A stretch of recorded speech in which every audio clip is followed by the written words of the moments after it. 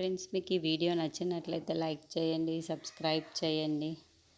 మాలిని ఇంట్లో నుండి బయటికి వెళ్తూ ఉంటుంది. అది చూసిన అరవింద్ ఎక్కడికి వెళ్తున్నావు ఈ టైంలో అని చెప్పేసి అడుగుతూ ఉంటాడు. ఆ మాటలు వినగానే అక్కడున్న మాలిని అయితే నా చెల్లిని మళ్ళీని వెతకడానికి నేను బయటికి వెళ్తున్నాను అని చెప్పేసి అంటుంది. ఆ మాటలు వినగానే అక్కడున్న అరవింద్ అయితే ఒక్కసారిగా షాక్ అయిపోయి, అదేంటి ఈ టైంలో వెళ్తున్నావా, అది ఎక్కడుందో తెలియని మళ్ళీ కోసం ఈ టైంలో వెతకడానికి వెళ్తున్నావా, నువ్వు వెళ్ళడానికి వీల్లేదు అని చెప్పేసి అరవింద్ మాలిని ఆపేస్తూ ఉంటాడు. ఇంతలో అక్కడున్న మాలిని మాత్రం నన్ను వదులు అరవింద్, నేను మా చెల్లిని వెళ్ళి వెతకాలి అని చెప్పేసి అంటుంది. ఆ మాటలు వినగానే అక్కడున్న అరవింద్ అయితే నువ్వు వెతకొచ్చు కానీ ఈ టైంలో కాదు అని చెప్పేసి అంటూ ఉంటాడు.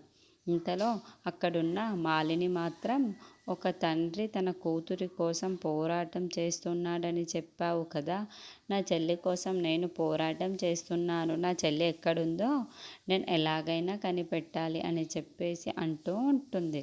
ఆ మాటలు వినగానే అక్కడున్న అరవింద్ అయితే తనని అలా చూస్తూ ఉండిపోతాడు. ఇంతలో అక్కడున్న మాలిని మాత్రం అరవిందను వదులు అరవింద్, నేను ఎలాగైనా సరే ఇక్కడి నుండి వెళ్ళాలి, నా చెయ్యిని వదులు అని చెప్పేసి అంటూ ఉంటుంది.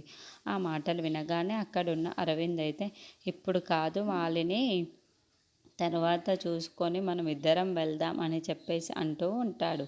ఆ మాటలు వినగానే అక్కడున్న మాలిని మాత్రం ఆ మ్యాటర్ని పట్టించుకోకుండా, అరవింద్ నేను ఇప్పుడే వెళ్ళాలి, అరవింద్ నేను ఇప్పుడే వెళ్ళాలి, నువ్వు కూడా నాతో వస్తే అని అంటే రా ఇప్పుడే, కానీ నేనైతే ఇప్పుడు ఇక్కడ ఉండలేను, నా చెల్లిని నేను ఎలాగైనా వెతికి నా చెల్లి ఎక్కడ ఉందో నేను తెలుసుకోవాలి, తన బిడ్డ ఎలా ఉందో నేను తెలుసుకోవాలి అని చెప్పేసి అంటూ ఉంటుంది.